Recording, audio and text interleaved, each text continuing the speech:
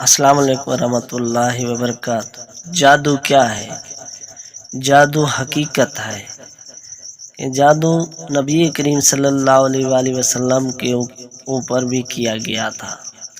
ایک یہودی اور اس کی بیٹیوں نے نبی کریم صلی اللہ علیہ وآلہ وسلم پر جادو کرنے کی کوشش کی تھی۔ آپ صلی اللہ علیہ وآلہ وسلم کے منہ مبارک، آپ صلی اللہ علیہ وآلہ وسلم کی کنگھی کے چند ایک دانے ایک پتلا سا بنا کے موم کا بنا کر کنویں کے اندر ڈال دیا تھا۔ یہ پاک صلی اللہ علیہ وآلہ وسلم کے جسم اطہر پر اس کے اثرات ظاہر ہوئے تھے،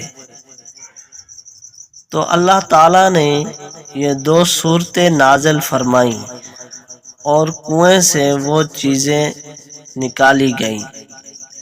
وہ دونوں صورتیں پڑھیں، 11 آیاتیں ہیں، ایک میں 5 ایک میں 6 آیاتیں ہیں۔ یہ 11 آیاتیں مکمل کی تو 11 سوئیں تھیں اور سوئیاں نکلتی رہیں، جو گرہ لگائی ہوئی تھی وہ گرہ نکلتی رہی اور جادو کا سارا اثر ختم ہو گیا۔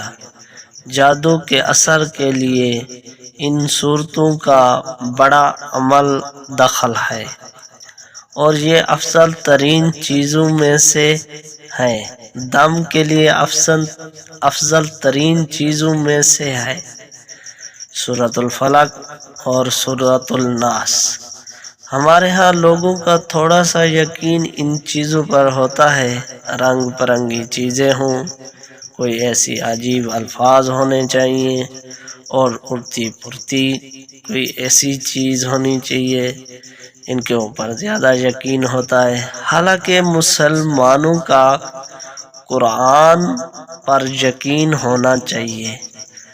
اگر یقین پختہ ہو جائے تو قرآن مجید کے مقابلے میں کوئی چیز نہیں ہے، نہ جادو نہ اور کچھ۔